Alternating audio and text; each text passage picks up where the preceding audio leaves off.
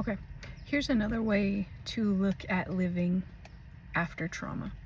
You have to understand, like, your brain, your body, your mind. You cannot serve two masters. And what I mean by this is you have to decide, do I keep living out the trauma? Do I choose that master? Or do I choose a life I want to live? And that's what it all comes down to. A lot of healing is us learning to trust ourselves, trust our higher power, whatever that is for you. Trust in knowing that there's a different life and not just trauma. And that can be very hard in itself when I say you have to not be who you've been, I mean this fully. Like, you cannot be the person that neglects you, that abandons you. And you have to make this choice every day of deciding who is going to be my master today. The future, the present I want, or this known past that has just been shit after shit after shit, and more neglect and more neglect and more trauma. And you have to make that decision with every choice you make every single day. And you have to choose yourself every single day. You have to choose healing. You have to choose feeling better. You have to choose letting go of who you have been and slowly replace that with the you that feels better, that deserves better, that starts having better, because you're now living in a completely different timeline. Like, when you give up all the trauma stuff, when you stop neglecting you, when you stop ignoring you, when you start meeting yourself with love and kindness and care and curiosity, you're taking your attention off the trauma. The trauma no longer becomes your master. You become the master of yourself, of your life, of your mind, of your future. And you have to remember this through every step of every day you are alive now.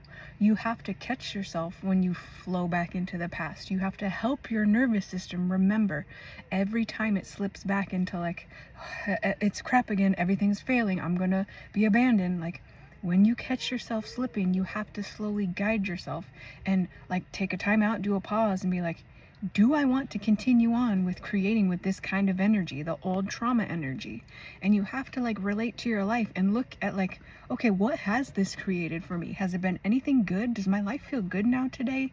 And if it doesn't, like, you have to, like, build this stuff up. You have to build your feelings up, build your nervous system up to begin to be able to have the capacity to hold different, to choose different, to pull yourself out of the you that is stuck in the trauma and, like, that thinks this is all there is. And it feels very real. It feels so real that the trauma and neglect and abuse, that's all there is. It feels very real. But that it only feels that way is because that is all you have ever known. That's all you've ever thought. That's all you've ever cycled through every single day, every day you've been alive. So of course it feels like you can't end this. It feels like you can't choose different, but that's only because you are actively never choosing anything else.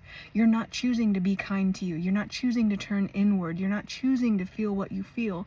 And if you want to get better, if you want to, like, escape the escape velocity of what keeps you stuck in trauma, you have to start thinking differently and feeling differently and making this choice that trauma will not be my master today. It will not be my master in this minute. It will, wherever you catch yourself, trauma will not be my master today. I'm my master today. The past has no power over me. Thank you, Louise Hay. That's a quote from her. Like, the past has no power over you, but we believe it does because we have no experience, no awareness of anything different. And that's why you must open your door to your awareness and, like, start thinking and feeling new things.